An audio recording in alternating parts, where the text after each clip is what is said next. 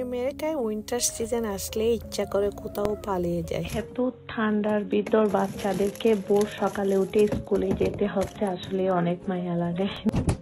সকাল সকাল উঠে আমি ফ্রিজ থেকে আগে মাছ মাংসগুলা নামিয়ে রাখতেছি বাচ্চাদেরকে স্কুলে নিয়ে যাওয়ার আগে, যাতে এগুলা আইস থেকে একটু নরম হয়ে যায়। এই যে আজকে গলদা চিংড়ি মাছ রান্না করব। এইদিকে বাচ্চাদের ব্যাগ লাঞ্চ সব রেডি করে ওদেরকে ঘুম থেকে আমি তুলতে যাব এখন। এলিমা উঠো উঠো উঠো, আসো আসো আসো আসো আসো আসো আসো।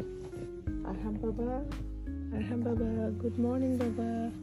Wake up, it is school time baba. Wake up, wake up, it's morning.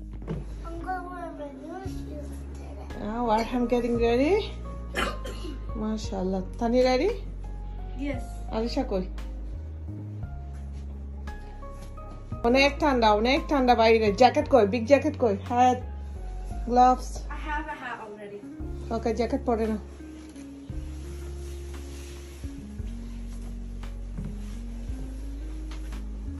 I feel so much better with this jacket. Wait, can I go upstairs real quick? I need to get some.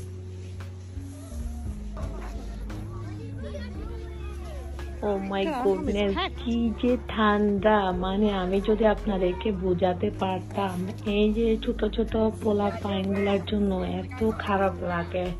বেচারা আমার ছোট বাবাটা তো মানে পুরো packed হয়ে গেছে। এই যে দেখেন, মা গো মা, আমি আজকে তো হ্যান্ড গ্লাভস নিতে ভুলে গেছি। আমার পুরো হাতটাই এত মানে ফ্রোজেন হয়ে গেছে। কি পরিমাণ যে ঠান্ডা বাইরে! এই কনকনে ঠান্ডার মধ্যে ভোর সকালে আসলে বাচ্চাগুলাকে ঘুম থেকে তুলতে এত খারাপ লাগে।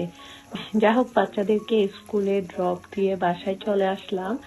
বাসায় এসে ব্রেকফাস্টটা ফিনিশ করে আমি রান্না বান্না শুরু করে দিলাম। আর আজকে তো গলদা চিংড়ি রান্না করা হচ্ছে। প্রথমে ভাবছিলাম যে গলদা চিংড়িটাকে মালাইকারি করব, পরে আবার চিন্তা করলাম আমার বাচ্চা তো চিংড়ি মাছের ঝোল খেতে অনেক পছন্দ করে, তাই একটু ঝোল ঝোল করে রান্না করলাম। এই যে আমার চিংড়ি মাছ রান্না করার ডান। এখন আমি অন্য সবজিগুলো আস্তে আস্তে করে রান্না করে ফেলতেছি, কারণ এদিকে আবার সব রান্না বান্না কমপ্লিট করে বাসাটাকে একটু গুছিয়ে নিতে হবে। তারপর শাওয়ার করে নামাজ পড়ে বাচ্চাদেরকে স্কুল থেকে আনতে যেতে হবে।